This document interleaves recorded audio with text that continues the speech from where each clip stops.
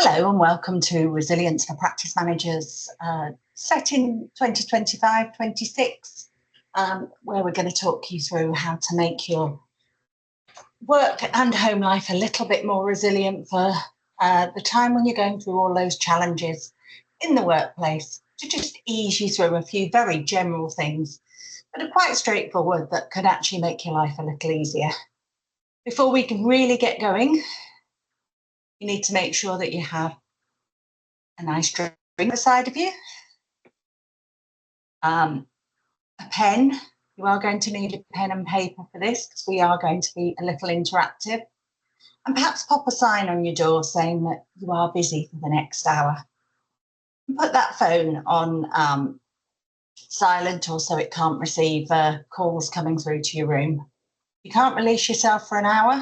You definitely need this Resilience for Practice Managers, because you should be able to release yourself for an hour to go through a little bit of training. So if you need to pop me on pause while you make sure you've got those things around you, please do. But if not, we'll continue and work through this. Just to let you know, there will be a certificate at the end, and that you'll be able to contact GP Excellence for, and they will organise that for you so that you can have a certificate to show that you've spent your time and energy doing this course, and a little bit of time thinking about it afterwards. There'll also be some extra paperwork and things you might find easy to help you through getting a bit more resilient, and some of that will also be available to you. So without further ado, we'll carry on with who am I and why am I teaching this? Well, I've been a practice manager for several years over all sorts of areas. My name is Luann Stewart, and I've worked mainly in the Lancashire areas, but I have been teaching and training over in Manchester, also in Lancashire, and also for the LMC. I also mentor in all of those areas, and I'm a private consultant for estates. So for those reasons, I really do need to be resilient, because there are so many things that I'm doing all the time to keep going and to keep track of, because sometimes that can be the challenging thing. So what we're going to do is we're going to start with a quiz. And I need you to be really honest. And this quiz is going to be set for how you're feeling right now today. So that could be that you have had to put things onto pause, or onto not allowing people in your room. You've had to put aside a bit of time for yourself. Perhaps there's a drama going on in reception, or something challenging happening with a partners meeting later on today. But that is completely how you're feeling while all that is going on.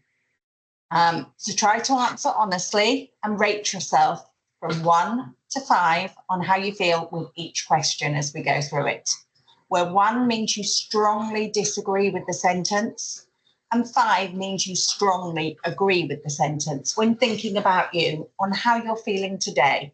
And then you can redo this quiz at any point in the future when you've made some more resilient changes, and you can see how those changes have affected you and made you feel that little bit more resilient. So let's start working through the quiz. So make sure you've got that pen and paper ready, and we'll work through it together, and I'll explain it as I go along.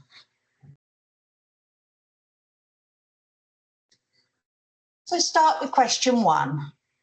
When I am in a difficult spot, I immediately start to try and put things right. So if you disagree with that sentence, if you like to spend time thinking and processing before you start working on things, then maybe you strongly disagree. If that's exactly you, maybe you strongly agree, or somewhere in between. So pick a number between 1 and 5. Number 2, I influence what I can influence, and I don't worry about the things I cannot influence. So have a think about that. Anywhere between 1 and 5. Always a difficult one. Number 3, I don't take criticism personally. Number 4, I keep things in perspective as a rule. Again, pick between 1 and 5. Number 5, I am calm in a crisis. Is that you? Are you the calm one that everyone goes to when everything goes wrong? If so, maybe number 5, you strongly agree. If not, and you're in the corner having a bit of a shake and somebody else has taken over, number 1, or somewhere in between. Then we'll move to number 6. I find solutions to problems easily. Again, are you a procrastinator? Do you spend a lot of time thinking about it, or do you find those solutions nice and easy? Number 7, I rarely feel anxious or stressed. Number 8, large amounts of emails are a challenge and not a concern to work through. And we all know as a practice manager, we do get several emails coming through. I'm quite sure while you're doing this hours learning, you're going to have more and more flowing through to you. Number 9, I like to take control of events. So are you someone that likes to be up there in the forefront, taking control? Or do you like to share that? And number 10, I trust my intuition completely. So that's your 10 questions. That's your first bit of work. And then what you need to do is go through, look at your numbers. So you should have 10 numbers written down, each of them between 1 and 5, and add all of those numbers together. So if you've got 5 for one answer, but 1 for another, 5 plus 1 is 6, etc., until you've added all your 10 numbers together. So let's take a moment to do that. Again, you can pop me on pause if you need some time to work through those. And then we'll look at your scores. So if your score has come out at somewhere between 0 and 35, yes, you are slowly developing a level of resilience, but you would benefit significantly from developing aspects of your behaviour to become more resilient. You're somewhere between 36 and 40. It is a little low. You may have tough days when things don't go your way. You rarely feel ready to give up, and resilience training is needed to keep going. 41 to 45, you actually have a strong level of resilience, above average, good at rolling with the punches, turning setbacks into opportunities. Maybe we can just change 1 or 2 things today that start to improve stuff as we go along, just to make you hit those top levels, which is 46 to 50. An exceptional level of resilience, very resilient most of the time. You bounce back, you believe in making your own luck. We can all benefit from something, some bit of learning. So what we're going to do today is talk through how you can regularly sit between these 2 levels, somewhere between 41 and 50 on different days, and that you're consistently sitting within those levels. I find personally, this is where I tend to sit, but I can move between a strong level and an exceptional level of resilience, depending on what's going on, how busy things are, how many deadlines I have, what is really needed, what drama's gone wrong, how many people are off sick. All those things can add to your own stress levels and your own resilience. And what we're also going to talk about is how to make your team more resilient. Because if your team is resilient, that will help you to be more resilient. Sometimes things are out of your control with that. Some of that goes down to the amount of staffing you're allowed to hire, the amount of people you've got in, and some things just happen.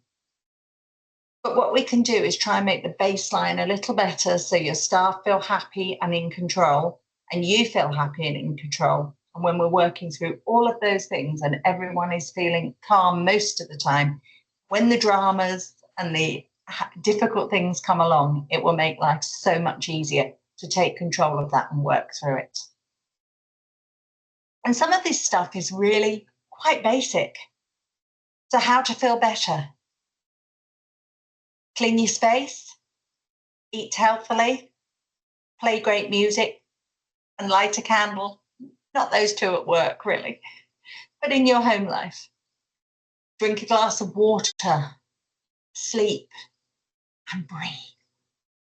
So we can make things a lot easier just by looking after ourselves a little bit more at times, taking our breaks, remembering how to look after ourselves, clearing our rooms and keeping things nice and easy and ordered around us. And some of this stuff is really quite easy. Taking your breaks, sharing the load, delegate, delegate, delegate. Try to forget your work at night, take your rest and drink water. So we are going to talk a little bit about how to do some of that stuff. Sleeping is really important. Practice sleep hygiene. No electronics. Try and have a little break from them. Don't be sat in bed on your iPad and then wonder why you can't sleep 2 minutes later. Those bright lights can really affect things. You need to slowly calm into a sleep. Believe it or not, lavender, something quite straightforward like a lavender spray, can really help. Quick spray on your pillow, doesn't have to be expensive. They make cheap supermarket versions or places like Avon. Nice, reasonable lavender spray can just relax the room, making everything nice and calm, and therefore that can help you sleep. If you do panic about forgetting things when you've gone home and you are not having that rest time, find a way that works for you. It can be a pad and paper by the side of the bed. Maybe in the evenings, if you suddenly remember that you need to do something, email yourself. Sometimes that can work. I often come into 10, 15 emails, all from me, because I've just remembered when I've got home and I don't want it playing on my mind while I'm going to sleep. But do the best you can to rest and relax, because it will make a difference. Clear the clutter. And this is both at home and at work. They do say a tidy desk is a tidy mind. And I really do think that helps. If you can make things digital, you can clear some of the furniture too. And in that case, your room will feel bigger and wider and you'll feel better. Some simple things can help. Digitalize your staff files. Then those great big cabinets full of staff files can go. Your accounts, everything can be scanned in and got rid of, so you are not surrounded with folders of paperwork. Just try to think of easier ways of doing things to make life a little easier for you and keep everything clearer. And when you've cleared that clutter, make your room as fresh and nice as you can. You can't all have beautiful offices. And we know that. We know that sometimes we have to make do with whatever we've got in our workplace. And that can differ dramatically from place to place. But less clutter, nice clean space, less furniture, and then try a few things. Okay, you can't light a candle, but something like diffusers. This is what a diffuser looks like if you're not sure. Has a nice scent that comes out and can make your room feel fresh and smooth. And if that freshness is all around you, then you are going to feel better. It just wakes you up. Don't use the lavender there. We want something nice and sharp like lime or something that's going to really wake up those senses because you are at work. But also remind your team, clearing their clutter too. Give them a wider space, especially with shared desks and desk hopping. There's nothing worse than getting to a desk, say at lunchtime when you're taking over from someone, and it's covered with coffee cups, bits of crumbs, Post-it notes stuck all over the place. Try and keep clear desks, because if your staff are coming into a clean and tidy desk, they are going to feel happier in the long run, and less clutter all around. But don't you do it all. Get your staff working on this too. Get some of that clutter cleared. Things will be brighter, cleaner, and you are not only going to feel better, but it's also really good when CQC come calling, which then you need to be resilient for. So let's get everything nice and clean and tidy around you. Water versus caffeine. We all know that our teams will tell us that they are feeling grumpier, or you'll get more complaints. We're getting through the day, and yet they are drinking coffee and tea all day. You can't make your staff drink water. We know that. But there are other options: decaf tea, decaf coffee. And for that special treat, or it will feel like a special treat, get your team some hot chocolate. Actually, instant hot chocolate for a big tub is actually that it's cheaper than coffee. But your team will feel treated, and it helps those that really don't particularly care for tea or coffee, but they want a warming drink in the winter. It can make them feel special. And if they feel special, they will feel a little more resilient, which will again make your life easier. It's quite easy, just a big jar of hot chocolate to make things really feel special for not much money. Take your leave. This is really, really important. I teach resilience quite often to large groups, and there will always be somebody in the group that doesn't take their annual leave because they feel the practice will fall apart without them. And I always remind them that unless they're managing partners, take a look around. They are staff. And even if you're a manager, you're a staff member. And it is part of your package that you have got when is part of your package is your annual leave. And also your start and end times to the day are part of your package. Don't be working until 8, 9 o'clock every night. Don't be still sat at your desk to be the last one there. If you are resilient and you are good at your job, you will be able to walk away, delegate, and have some time to yourself. I'm quite sure all of your partners take their leave. Make sure you do as well, because it is really important to take that break. You will come back refreshed. Also means the same at lunch times. I know most of your teams will be going off and taking their lunch breaks. And quite often you are the one that's still sat at your desk, taking meetings, working through your lunch. Try and get out, even if you can just go for a short walk. And I know that's not possible for all of you. I know some of you will be in lovely, beautiful areas where you can have a lovely walk around and get some nice fresh air. I also know, and having worked in Blackpool myself, at times, I know I've worked in places where it's not always safe to go out and walk. It's not always safe to get that fresh air. But if you can, even 10, 15 minutes of clearing your head and clearing that space in your head can really make you actually work better and more efficiently in the afternoon. It's amazing how a little break does that. Try not to be sat on your phones during your lunch breaks, because otherwise you're just swapping one screen to another and you're not giving your head that head space that it needs to be more resilient, to have a clearer head, and so that you actually work better. I know I watch most of my teams where I've worked go on their lunch break and they're immediately on their phone. And then they're tired in the afternoons. You need that break from your phones. But unfortunately, we can't tell our teams to do that, but we can advise them that perhaps they'll feel better if they do that for part of their health and well-being. But you can definitely do it for you. So take your leave, take your rest, and try again afterwards, because you will feel a clearer mind will make you feel better. So what are we working towards? Well, a resilient person will be self-aware, recognise when pressure is causing a problem. They'll have coping strategies, look positively and not negatively at everything, have confidence in their own abilities, and they will grow and develop.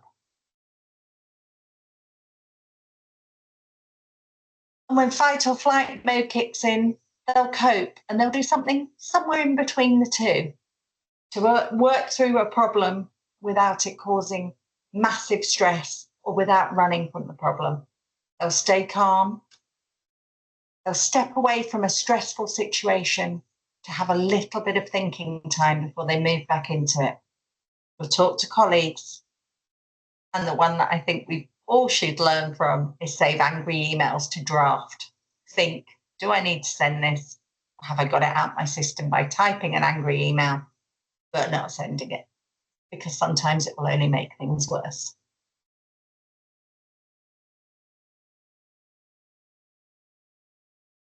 And really, for those of you that are new out there and everything feels absolutely overwhelming, because it may do at first, there are so many changes in general practice continually happening.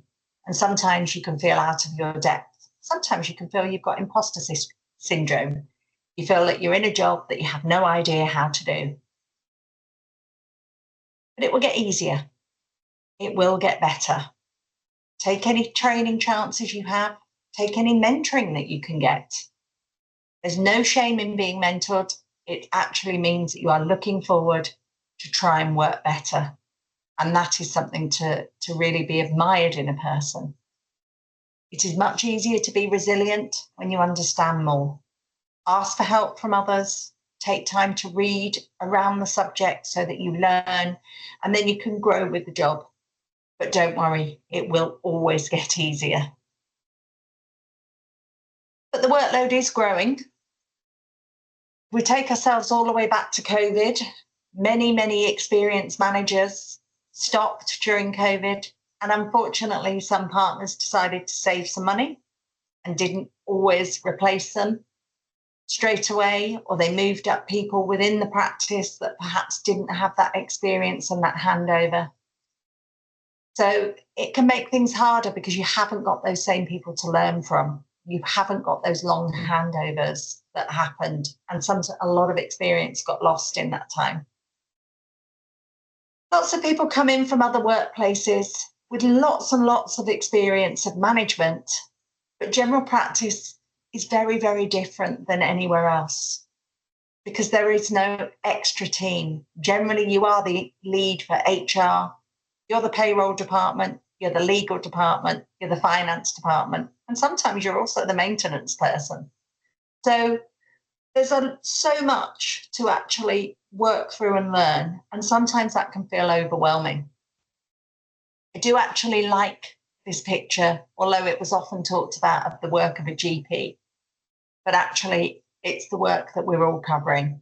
That is that bit behind, underneath the iceberg, that we're doing all the time, that the patients aren't aware and don't see. All of that work that takes up so much headspace. And that is what we've got to get our head around and learn how to prioritise, because it's important that we do prioritise and get things right as we go. Excuse me.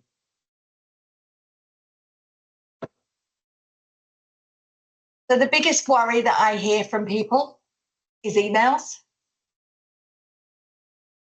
So what you need to think about is how you can work best with your emails. We're all different. Some people have them automatically flowing into different folders.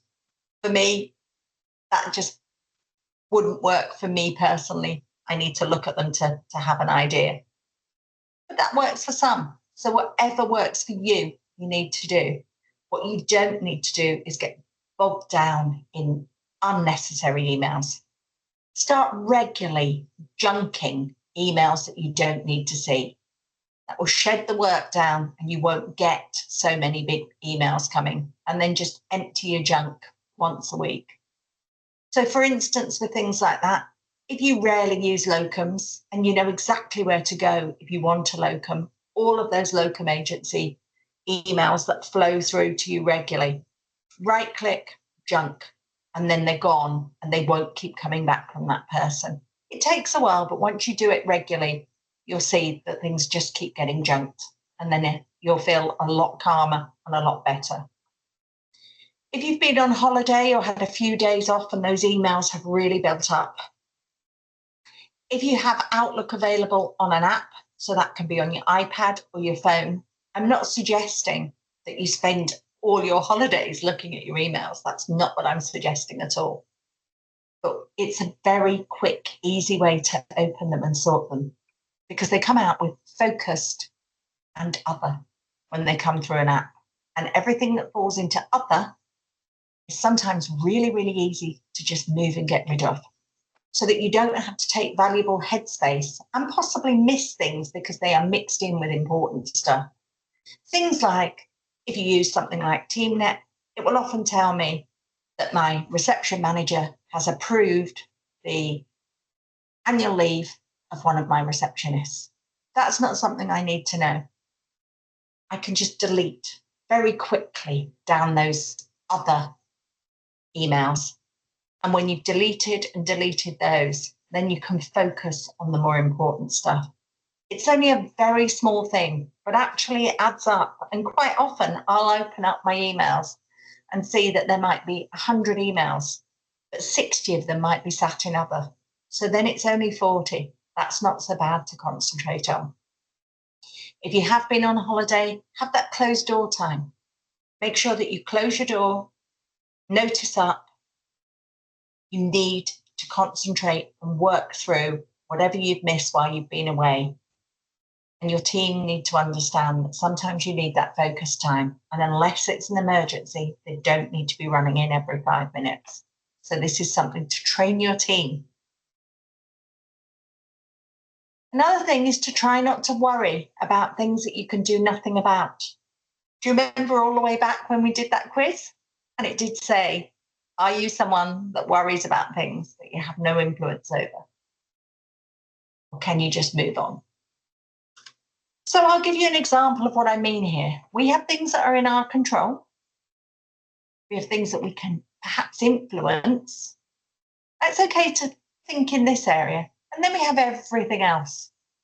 There is no point spending your time in the everything else area because there's nothing you can do about it. So a good example of that is something like a year or two ago, when NHS England announced that we were going to do our flu vaccines in October.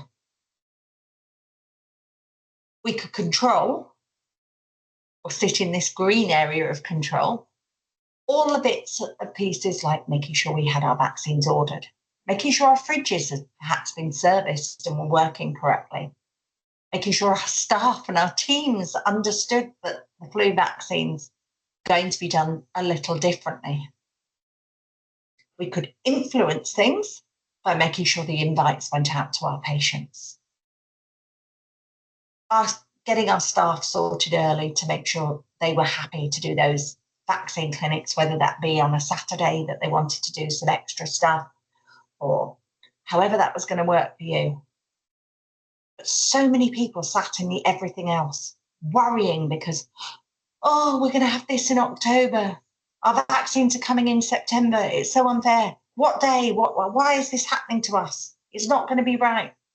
There's nothing you can do unless you have influence over the government at the time. Nothing's going to change. Take yourself out of that everything else part. Stop worrying about it because there is nothing you can do about it. So move on and worry about the stuff that you can do. The stuff you can influence to make this decision work for you. Not the fact that the decision isn't one you would have picked in the first place, because that's out of our control.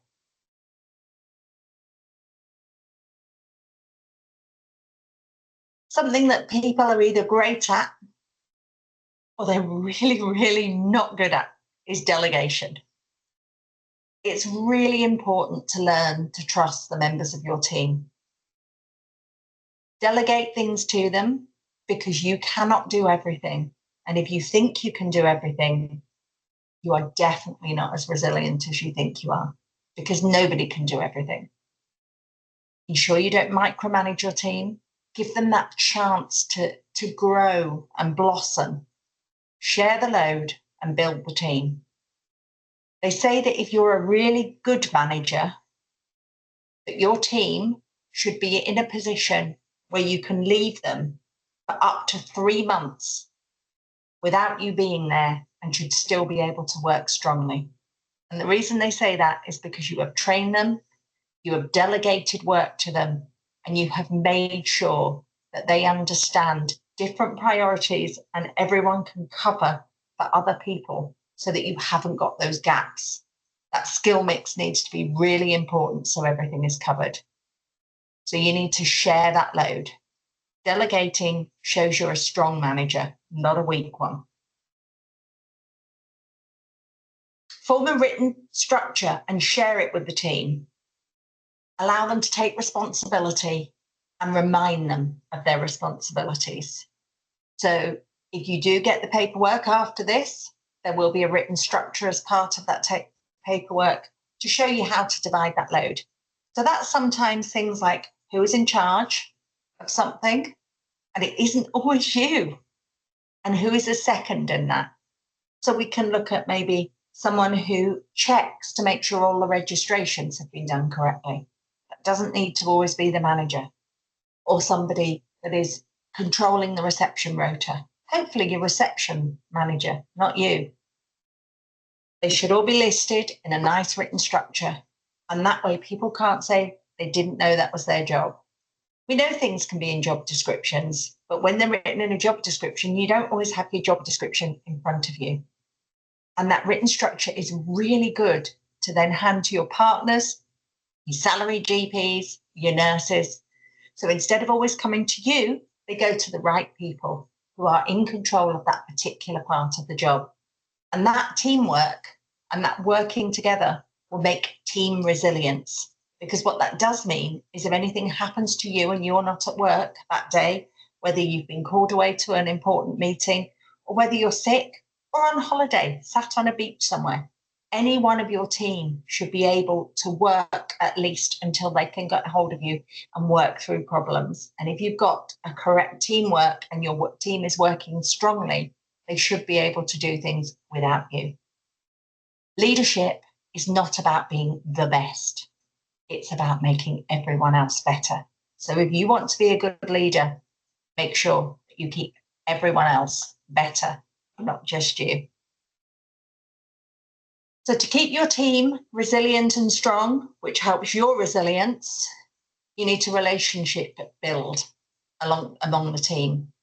Appreciate their skills and their knowledge. Actively listen to your team. You can have a relationship with your team without being their best friends. Give positive feedback and share that feedback. If a really nice comment has come in about someone or you feel someone's done something well, don't just tell them, tell the team.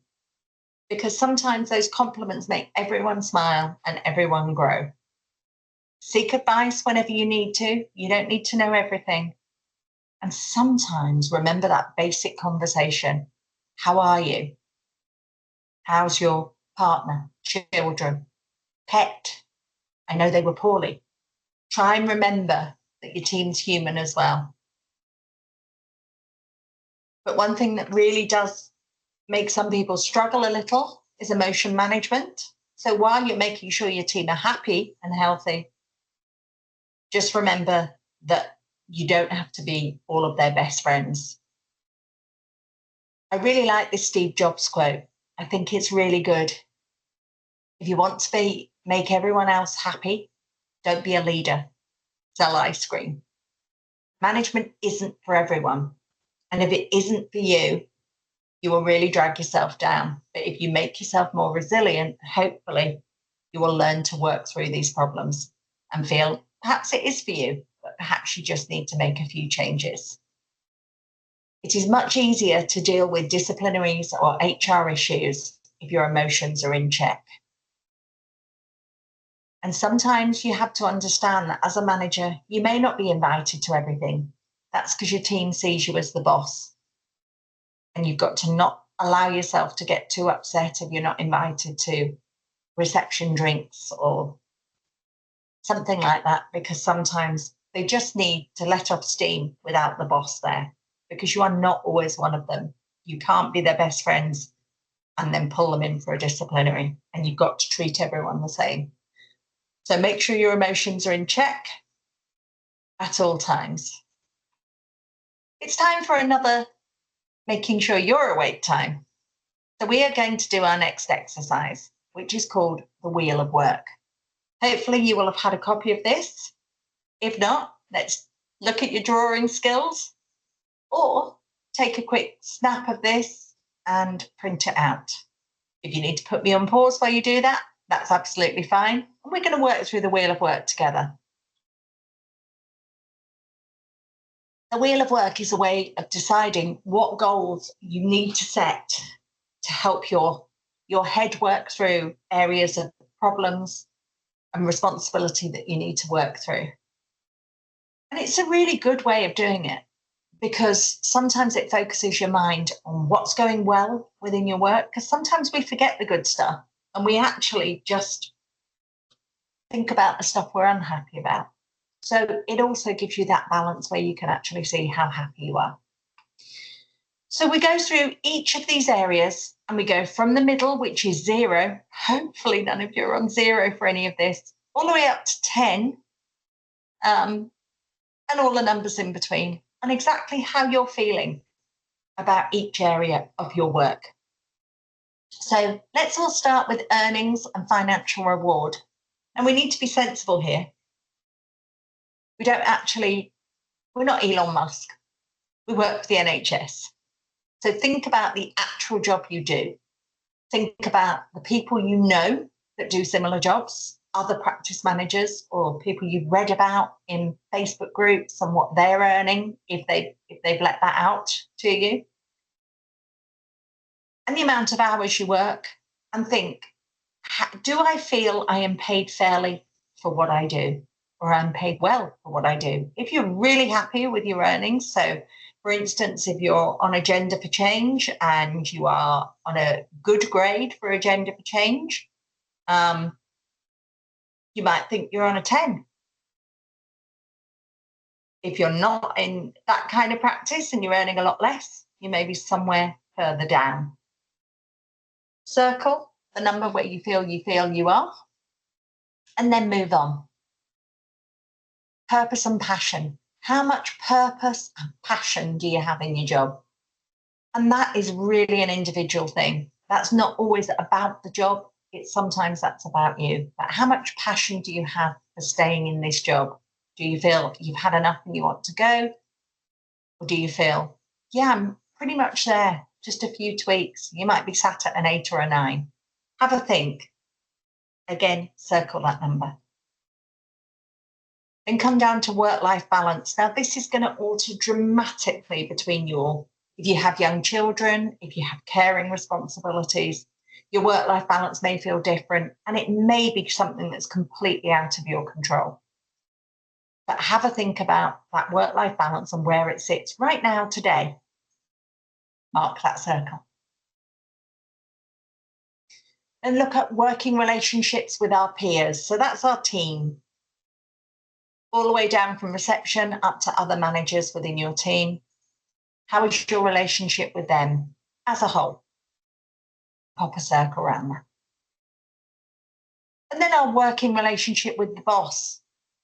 Now, if you're an assistant manager, that may be your manager. If you're the practice manager or the business manager, that's probably your partners. You may have different numbers. This is the one where I can perfectly expect you to see maybe more than one circle. If you feel it's pretty much right with everyone, you might be up there 8, 9, 10 on that working relationship with your boss. You may have one partner that it's a 9 or a 10, and another one where it's a 2 or a 3. As long as you know who you're writing about or circling, go ahead, circle how you feel on that. Then move along to time management. How are we with our time management? Are things all together? Are we getting there? Or are things, oh, great. Give yourself a number. Have a think through. Our professional development. Now, this is doesn't mean that you have to be on a course where you're going to get a big qualification at the end. It's how you feel about your professional development. So I've got to an age where I really don't want to do those courses where I have to do exams at the end. So for me, just doing short courses puts me at a 10 in my head, because I don't want that big stuff. But if you want to be doing a big qualification and you've been told no, or you feel you cannot fit it in, you may feel that that number should be a bit lower because you're unhappy with where you are with that. That's how to work that number out. So pop that on there. And finally, your work content and processes. How are you? What's in there? Are you happy with it? Do you have to do all the HR and you don't like HR, or all the finance and that's not really your bag? Or do you really enjoy the bits you do? Have a think, pop yourself a number on that. And when you've got a number then in each of those areas, draw a little line between each of your dots, and you should easily see which ones are sitting there low, which ones you're going to need some help on. Think about each category in turn How much satisfaction do you have in that area of your life? Once you've got that line round, reflect over it and think, how happy are you with the balance of that wheel? What areas of the wheel do you want to change? Is it possible to change them? And what might stop you shifting the balance of that wheel? Now, some things you're not going to be able to change. If your work-life balance is feeling a bit all over the place because you have caring responsibilities and young children, you're probably not going to be able to change that within this job, but you may be able to find ways of making yourself feel better about it. But if it's, for instance, that you want to do a course and you're not getting it, or parts of the job really aren't right, those are the areas to think about and work on. And then think about your plan for action. Where are you now? Where do you want to be? What areas do you need to focus on? With every category you want to change, think about how you achieve these things. Could you achieve them in your current role? Or do you need to change roles? Write down 3 things you'd like to start doing, you'd like to stop doing, or you'd like to do more of that would positively affect that area of your life. And from all of these actions, look at the 2 or 3 that will make the biggest difference to your situation, and those are the ones that we're needing to start working on. And finally, share your exercise with someone you value and trust and gain their support. But ask them realistically, are you being realistic? That's not always your partner or somebody you love, because they may tell you what you want to hear. It might be a trusted colleague at work that will tell you realistically if you're looking right at what your plans are. And that's the way to think and work through. And then when you've set your goals, look at something called the GROW model. I'm sure many of you know what they are. Think about that goal. What do you really want? The reality of the current situation. Options. What could you do? But will. Have you got the will to do it? What will you do? And then keep working around that until you've started to work through those goals. You can get yourself a goal setting template. There are some available within this course that we will send out to you. You can look at your belief and your desire. So what do you desire to do? And what is your belief? Can you actually do that? And then look at your ability. Have you got the ability to do what your goal is? There's only a small area that clicks in with our desire and our belief, but also our ability. So to give you an example, in case you're unsure what I'm talking about, which is quite possible, perhaps I have the desire to be an astronaut. Do I have the belief? Well, I tend to be a real confident, can-do person. So maybe I believe truly that if I want to be an astronaut, I can be an astronaut. And that puts us in the area here between desire and belief. But then we work down to the ability. Have I got the ability to train and become an astronaut? Well, yeah, I probably left it a bit late in life. I'm definitely not fit enough. So although I have the desire and the belief, I really don't have the ability. So therefore, that's probably not a sensible goal to work towards. Now, just in case any of you are wondering, I have no desire to be an astronaut. It was just a nice, easy one to explain to you all. But have a think through your goals and make sure they are realistic, and work through these templates to see. And then we'll work through and find things that you can work on and you can spend time to work through. And that's just something for you to do in your own time, away from this, and work through each of those areas in that wheel of work, and then look at whether you've got the desire, the belief, and the ability to make those changes. So perhaps it's to do a degree course that you want to do, or it might be to change the structure of your job so that perhaps you get an operations manager in to do some of the day-to-day grind. And if those are the things you want to work through, then you've got to put a business case together and work through that. But each of those things, it should focus the mind on what you need to change to make you more resilient, and then to persuade your partner that you need to do those things. And then you need to think about organising your workload. Look at your time management. Are you ever avoiding the challenging work? Are you a productive procrastinator? Do you do busy work while avoiding what really needs to be done? And if so, you need to really refocus your mind to make sure that that changes, because we can't get by on the busy work. So to get our time management sorted out, we look at our urgent work, things with deadlines, our complaints we have to do in a short time, last minute changes to planned activities, crisis situations. These are the things that need to be managed first. Then we have our non-urgent work, but important work, our planning and preparation, our prevention work, our relationship building, our HR. And then learn to avoid staff interruptions, phone calls from suppliers, local companies. Train your staff not to put through all those people that say, she really needs to speak to me about changing electricity companies. Give them a set answer that actually you'll contact them when you need something, so those calls aren't constantly flowing through to your room. Avoid some meetings. You don't have to be at everything. Send someone else. Go back to that delegation.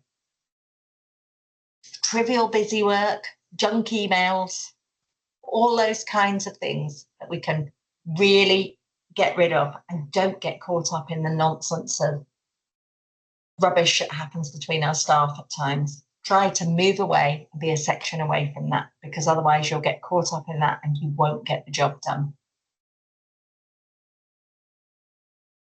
But we do really need to remember that sometimes it really isn't you. Whatever you're going through, different people are in different situations. It's not always resilience. We're actually not all in the same boat,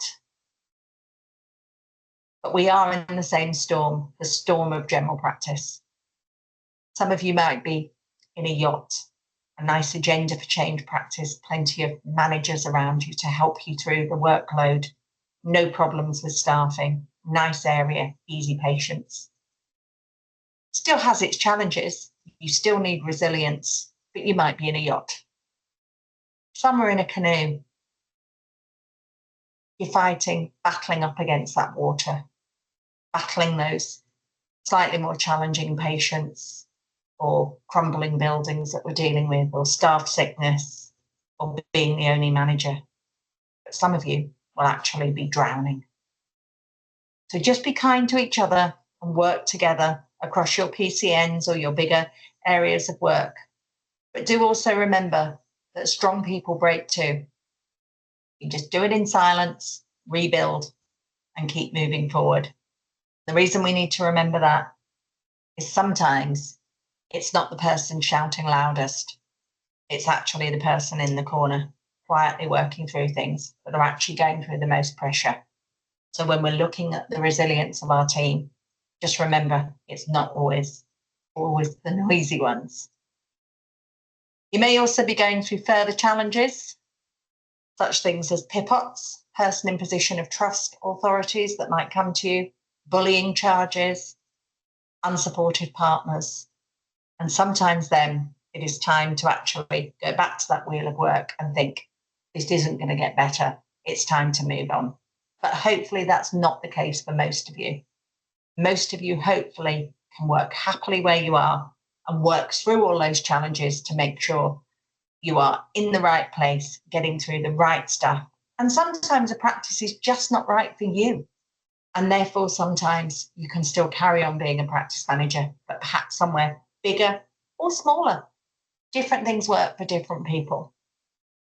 But if things are really struggling, and this is for your team as well as you, I would suggest that there is a list that will come out after this training that you can apply to GP Excellence for, that will give you all those helplines that are available from the NHS and things that you can give to your staff. I would suggest that when you get that printout, You either email it round to your staff, all of them, not just one or two, because going back to that slide we just showed, strong people break in silence. Some people may have problems and you're not even aware of it. So let's look at the help that's out there for the NHS staff and make sure your staff are aware of it. Or if you have a health and wellbeing board, that maybe is the one thing you can print and pop up on that board as well as sending it round to your team. Or have it available on whatever platform you use, whether that's TeamNet or Practice Index or First Practice Management, where staff can get hold of it without asking for it. So the things that you need to be aware of, NHS England has a confidential text support, accessed by texting SHOUT to 85258. And that's for our staff that have had a tough day, or yourself, feeling worried, overwhelmed, or have a lot on your mind and you need to talk it through. Something out there. So it doesn't have to be something dramatic, but it may take that pressure off you. There's financial wellbeing support from the Money Helper service, free and impartial advice that can help you through navigating through uncertain times. And that's by phone number 0800 448 0826. And you can call that support line for free advice. There's also a WhatsApp number if you need it, and that's there on your screen. Bright Sky, free to download, a confidential mobile app providing support and information for anyone who's in an abusive relationship or concerned about someone that might be. Or there's the Work Life Central programme, where they can give you expertise, information, and inspiration through video, live events, and written format about 5 principal topic areas: careers, families, inclusion, wellbeing, and the workplace.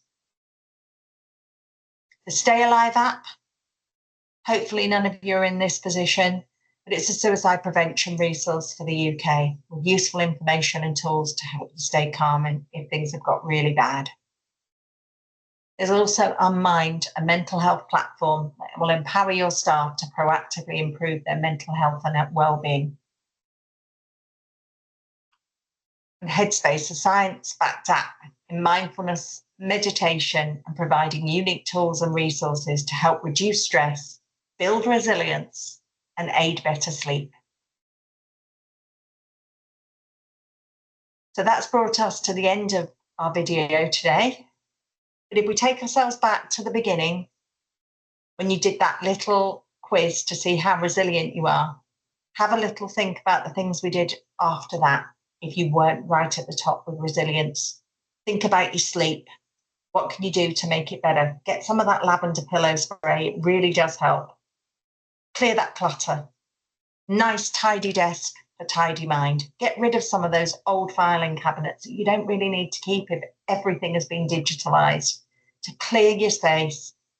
Stop going on your phone during your lunch break, or even remember to take that lunch break. Get out for a walk if you can. Get some fresh air. Take all your holidays. Don't be constantly in touch, and delegate, delegate, delegate. Because when you've got a good, strong team around you who are feeling resilient, then you can feel more resilient. And then you can redo that initial quiz in a few weeks when you've made these changes to see if you feel better. Get that wheel of work done and have a look and see what changes you can realistically make to improve things at work and make yourself more resilient as you go. Because honestly, you will feel so much better. I really hope today, even if you've only learned one tiny thing from it, even if that's going out to buy some hot chocolate for your team, whatever you may have learnt, hopefully it will be a tiny bit more resilient. And as we build our resilience again and again, we will start to feel better about everything. So I'm really hoping that will work for you. Thank you so much for your time today, and have a wonderful rest of your day. Take care. Goodbye.